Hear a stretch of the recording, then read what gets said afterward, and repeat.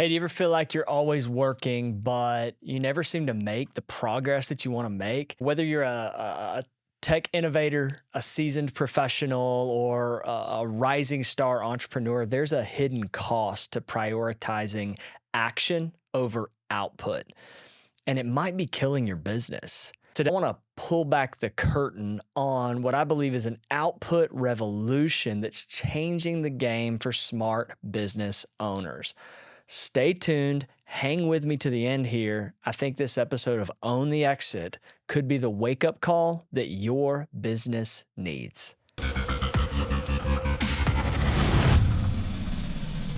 All right, welcome back to another episode of Own the Exit. I'm your host, Caleb. I'm here in the studio solo today, and I want to talk about something that I believe is of tremendous importance. And I want to kick this off. I want to talk about output over action, right? The importance of focusing on output rather than just focusing only on taking action. Now, I believe that there's a ton of entrepreneurial gurus out there that I fully agree with when they say, hey, the key to success is taking massive action. But I think there has to be a caveat built in there.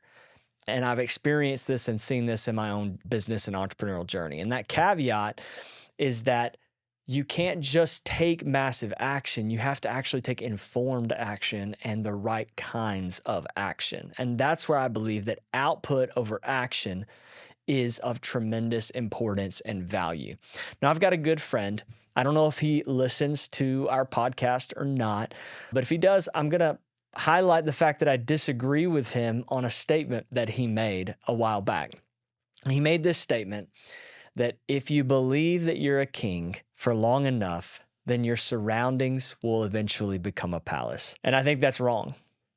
Now, I would say it's wrong because it's only a half truth. I do think that belief is one ingredient to seeing the success that you want to see in your life, but belief without action is simply idealism. Now, you can believe something. You can believe that you're worthy of success. You can believe that you're worth achieving something. You can believe that you're a king, but you have to actually take the right kind of actions and behaviors that a king would take in order to achieve the life of a king, right?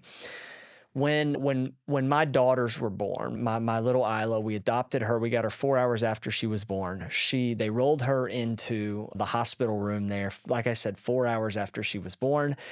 I looked her in the eyes and there was an immediate connection. And I knew right then, this is my princess. And then 7 months later, my wife gave birth to our second daughter, Ivy.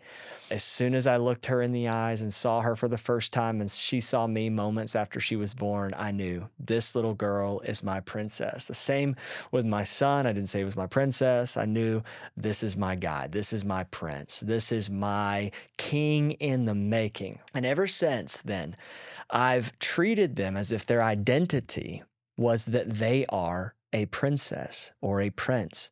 And so when they do something that doesn't align with that identity, I get down on their level, I look them in the eyes and I say, hey, Isla, you are a princess. And what you just did, that's not something that princesses do. So let me show you what a princess does in a situation like that. Right? Because my goal is to instill an identity in them that they understand their value and their worth, both to me as their father and to the world. But I don't just want to instill identity. I want to instill identity that informs behavior and action.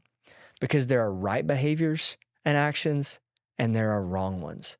And I do think that the number one threat to your success, like I said before, is currently being shouted by every entrepreneurial influencer on every platform. And it's this: a lack of action.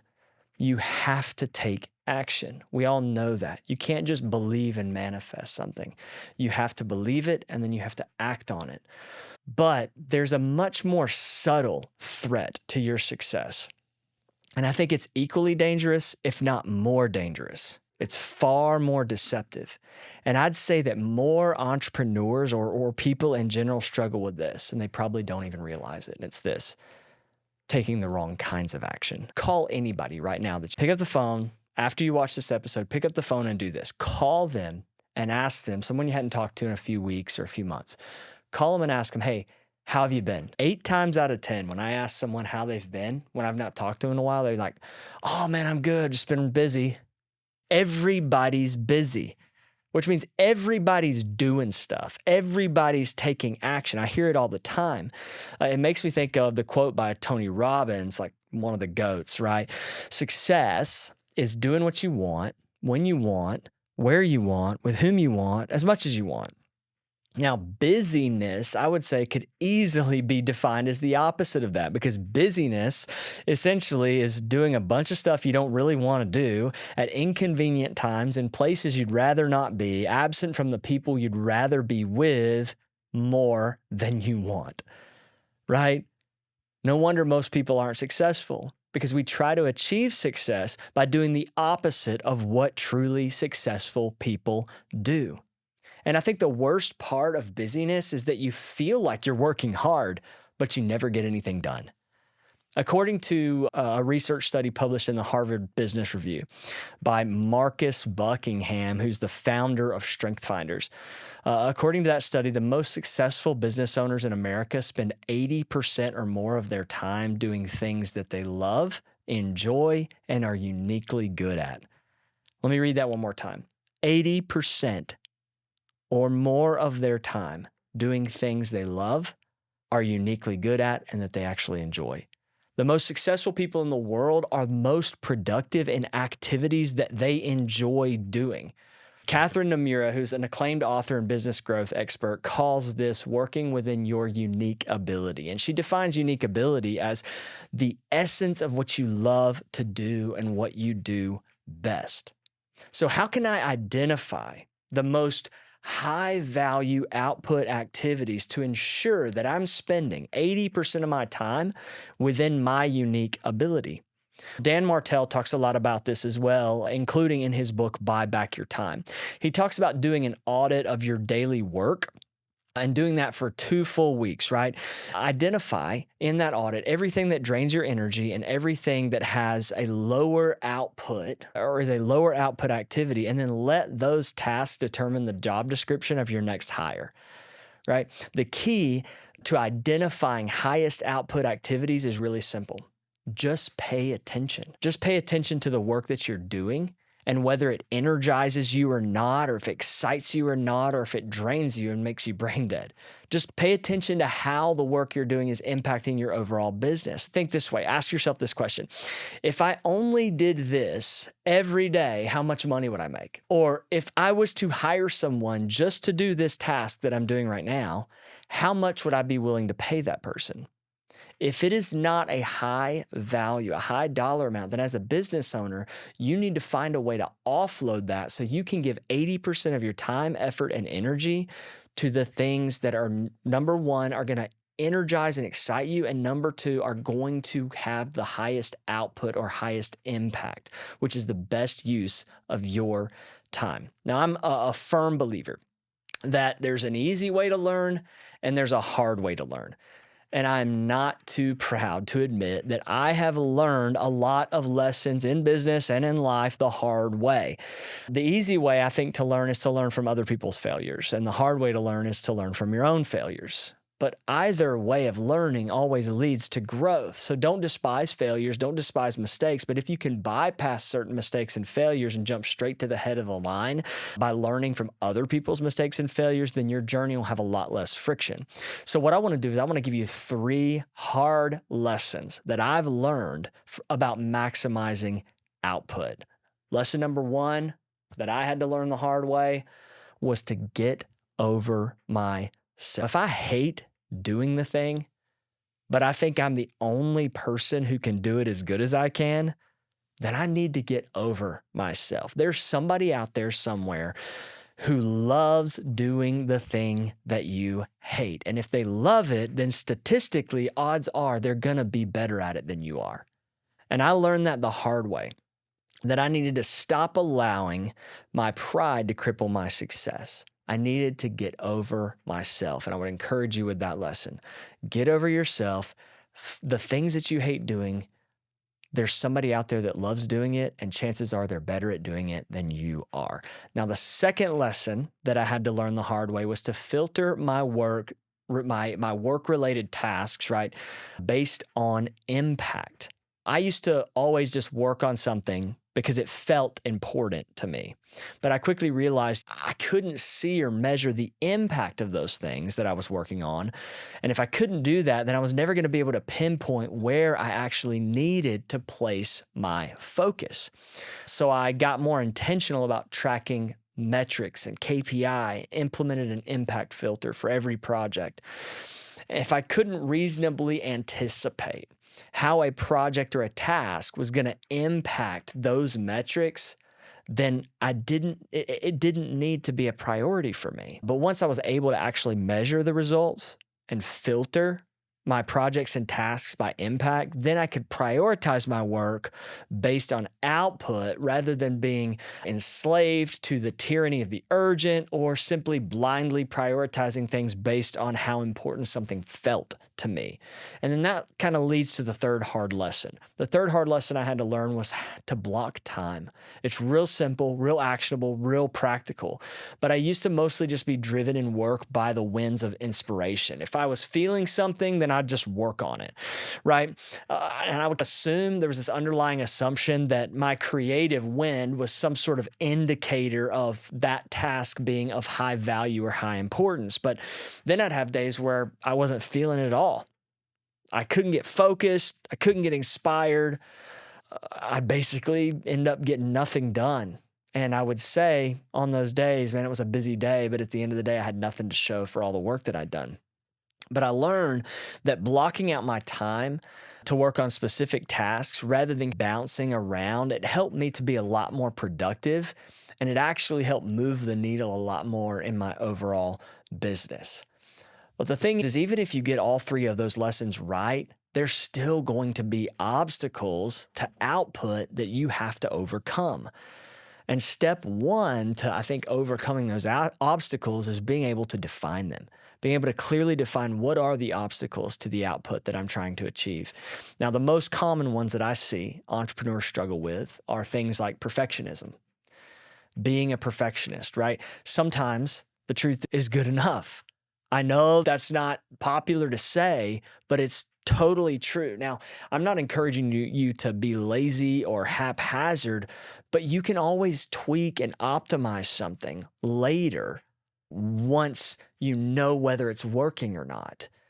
But live by this mantra: done is better than perfect. Getting something done is better than something being absolutely perfect. Perfectionism will derail your output and will reduce your productivity. It'll make you feel busy, but you won't actually be getting anything done.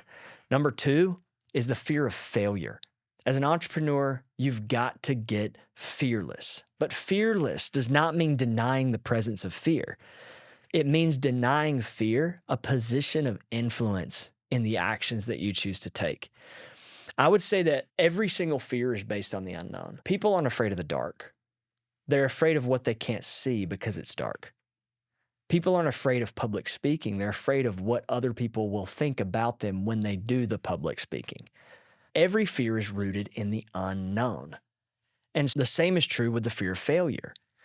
And the only way that you can know if something is going to be successful or if it's going to fail is just to do it. Right? And so spending time fearing whether or not it'll work is a complete waste of time and energy. The only way to know whether it's going to fail or whether it's going to work is to actually do it, implement it, and see if it works. And so don't get caught up in the fear of failure. Third thing is distractions. These will derail your output. And I would say distractions come down ultimately to poor time management and poor energy management. If you're managing your time by blocking it out for high impact work, and then you're doing the most important work when you have the highest level of energy and mental focus and clarity that's necessary to maintain focus, then odds are you're going to be more successful. You're going to be more productive. You're going to get a higher output if you're managing your time and your energy correctly.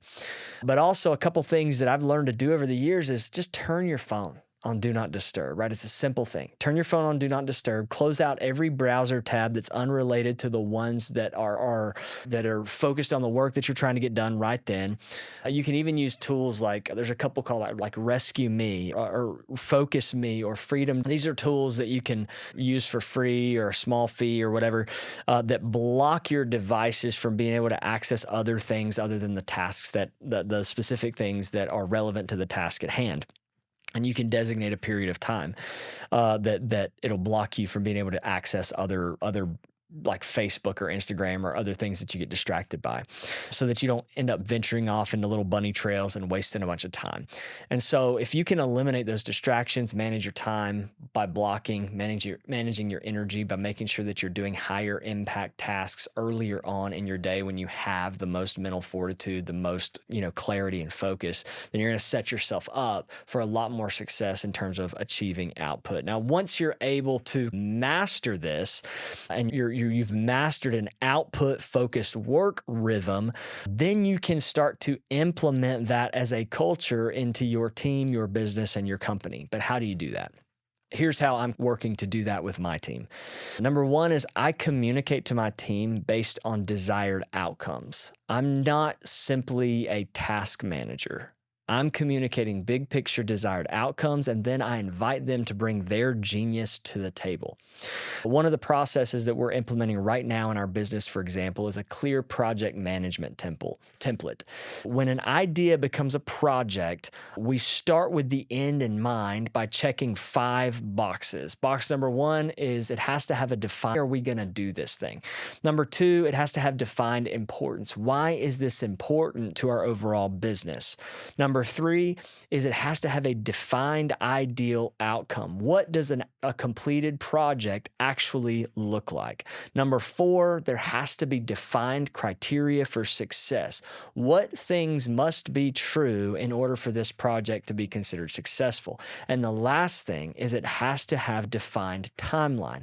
How long is it going to take and when will it be completed? And once an idea has checked all 5 of those boxes, it then can become a project. And step 1 of that project, discovery, is when we're gathering all the input of information, getting ideas, getting all the information we can get to take that idea and make it an actionable project. Once a discovery and begins creation, then the timeline for bringing new ideas is cut off, and now we're simply focusing on doing the tasks that need to be done to create and complete the project. Again, no new ideas come to the table during the creation stage so that the goalpost isn't constantly moving for the people that are actually executing on the tasks. It's created, it goes to a review stage or a review fork, as my marketing director, Isaac, says, a review fork where one of 2 things happened. Either it gets approved and launched, or it goes back to step 1. It goes back to discovery, we revisit it and we refine it and we make it better. Lastly, it gets launched. Now, post-launch, we want to measure the results and we want to compare those results to our original defined success criteria. Did it do what we actually thought it would do? And by approaching it in this way, I'm able to communicate a desired outcome to my team and then invite their genius to the table to create something that achieves that desired outcome, and then hold them accountable to achieving that desired outcome. They're then free to create and innovate and ideate as long as the outcome is achieved ethically, efficiently, and in a timely manner. I don't care how they do it. I don't care how they get it done. And that's one way that I'm working right now to build an output-focused culture within my team. Feel free to steal and scrape some of those ideas as well. So in wrapping up, the businesses that focus on output over hours spent are going to have asymmetric success. Busyness is not an ally to business. It's the enemy of it. Belief plus informed intentional action is a potent formula for achieving your desired outcomes. You need to get over yourself. Start filtering your focus based on impact. Block time in your schedule for high impact work. Done is better than perfect. Don't let fear have influence. Just do the thing and see if it works, and eliminate distractions using every tool at your disposal. Then be intentional about instilling a culture of output focused work into your business by communicating with your team based on desired outcomes rather than orders and mandates, and let them bring their genius to the table. If you have the right people, I promise you'll be glad that you did. Hey, I hope that this little blurb episode was helpful to you in being able to kind of transition from an action oriented to an output oriented business. As you build and scale your business, I promise focusing more on output than hours spent and actions taken will absolutely accelerate your time, your ascent to success, and condense the time frame that it takes to get there while reducing a whole lot of stress from busyness. Thanks so much for joining us for this episode of Own the Exit. Why don't you go ahead and subscribe, leave us a review, drop a comment below. We'd love to connect with you. Until next time, thank you so much.